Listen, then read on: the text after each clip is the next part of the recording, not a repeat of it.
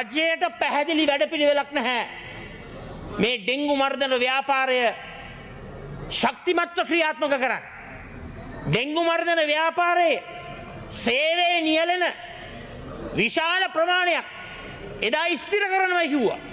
ඒ දේ කරලත් නැහැ.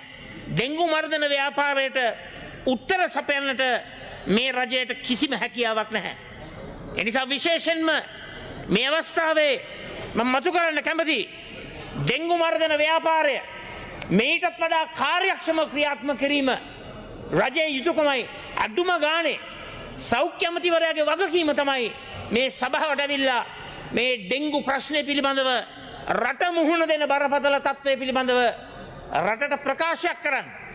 ඒ වැඩපිළිවෙල ගැන කිසිම කතාවක් නැහැ. කිසිම අදහසක් ඉදිරිපත් කරන්නේ නැහැ. ඒ වගේම මම කැමති අවසාන වශයෙන් මේ රජය විශේෂයෙන්ම දේශීය වෛද්‍ය පද්ධතියම අද අර්බුදයකට ලක් කරලා අද දේශීය වෛද්‍ය පද්ධතියේ ශිෂ්‍යයන් 700කට ලිඛිත සහ වාචික පරීක්ෂණ පැවැත්වීමේ අවස්ථාව අහිමි කරලා දැන් මේ දරුවෝ 700ක් විභාග ගාස්තු ගෙවලා විභාග පැවැත්වීම රජය ප්‍රතික්ෂේප කරනවා. ගුරුකුල ක්‍රමයේ තුල වසර 7-10ක් පූර්ණ කාලීනව පුහුණුවක් ලැබපු මේ ශිෂ්‍යයන්ට අද වෙනත් ආදායම් මාර්ගයක් නැහැ. මේ පෞල් දැඩි අසරණ භාවයට පත් වෙලා තිබෙනවා.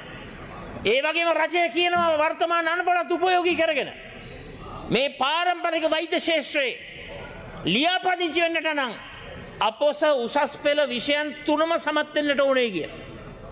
එතකොට පරම්පරා ගණනාවක් පුරාවට ගුරුගෝල ක්‍රමයේ ඔස්සේ පැවතගෙන එන පාරම්පරික වෙද පරම්පරාවට මොකක්ද වෙන්නේ කියන එක අපි අහන්න කැමතියි. පෞද්ගලික අනුග්‍රහයන් තුල විශේෂයෙන්ම පාරම්පරික වෛද්‍යවරුන්ගේ පුද්ගලික අනුග්‍රහය තුල විද්‍යාල 11ක් ක්‍රියාත්මක වුණා නොමිලේ.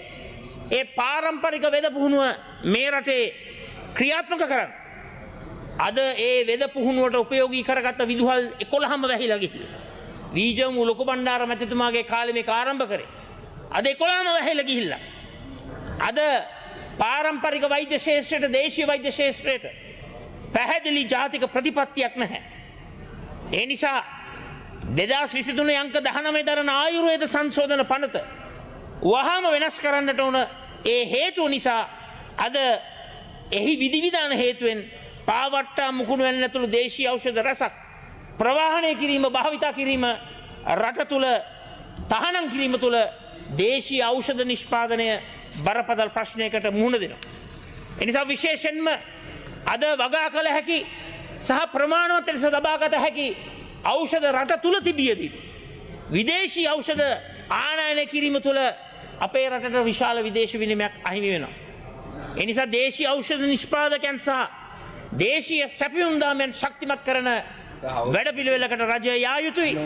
ලියාපදිංචි විභාග කඩමින් පවත්වලා ගුරුගෝල ක්‍රමය සුරක්ෂිත කරලා වැසී ගිය පාරම්පරික වෛද්‍ය විද්‍යාල නැවත සක්‍රිය කළා. දේශීය වෛද්‍ය ක්‍රමය ආරක්ෂා කරන පාරම්පරික වෛද්‍ය ක්‍රමය ආරක්ෂා කරන ජාතික වැඩපිළිවෙලක් අවශ්‍යයි. අපි යෝජනා කරනවා රජයට මහව යාපහුව ප්‍රදේශයේ ස්ථාපනය කරපු අංගම්පොර මධ්‍යස්ථානය පිළිබඳව අවධානය යොමු කළා. ඒ මධ්‍යස්ථානය තුල අපේ රටේ පාරම්පරික දේශීය වෛද්‍ය ශාස්ත්‍රය ශක්තිමත් කරන්නට ක්‍රියාත්මක වුණු වැඩසටහන් ක්‍රියාත්මක කරන්නට අපි මේ අවස්ථාවේ යෝජනා කරමින් අවසාන වශයෙන් ගරු අග්‍රාමාත්‍යතුමියට අපි ප්‍රශ්නයක් යොමු කරනවා. මොඩියුලර් පද්ධතිය යටතට පත් කර ඇති ඉතිහාසය සහ සෞන්දර්ය අධ්‍යාපන විෂයන් සම්බන්ධව රජයේ ස්ථාවරය මොකක්ද? අපි විශ්වාස කරන ඉතිහාසය හර විෂයක් විය යුතුමයි. ජාතික පාසල් විෂයමාලාව යටතේ ඉතිහාසය සහ සෞන්දර්ය අධ්‍යාපනය නැවතත් අනිවාර්ය විභාග විෂයන් ලෙස සාපිත කිරීමට රජය සලකා බලන්නේ නැද්ද? මේ ප්‍රතිපත්තිය ක්‍රියාත්මක කිරීම සඳහා අඩුම ගානේ යෝජිත කාලරාමුව ඉදිරිපත් කරන්න. අපි විශ්වාස කරනවා අධ්‍යාපන පද්ධතිය තුළ මෙම විෂයන්ට සමාන ප්‍රමුඛතාවයක් ලැබිය යුතුයි කියන කාරණාව. ඒ නිසා නියෝජ්‍ය කතානායකතුමනි අද ඩෙංගු ප්‍රශ්නයට උත්තරයක් නැහැ. ගොවියාගේ ප්‍රශ්නයට උත්තරයක් නැහැ. අධ්‍යාපන ශාස්ත්‍රයේ කඩා වැටීමට උත්තරයක් නැහැ. පාරම්පරික වෛද්‍ය ශාස්ත්‍රය අද විශාල අසහනයකට පීඩනයකට පත් වෙලා තිබෙනවා.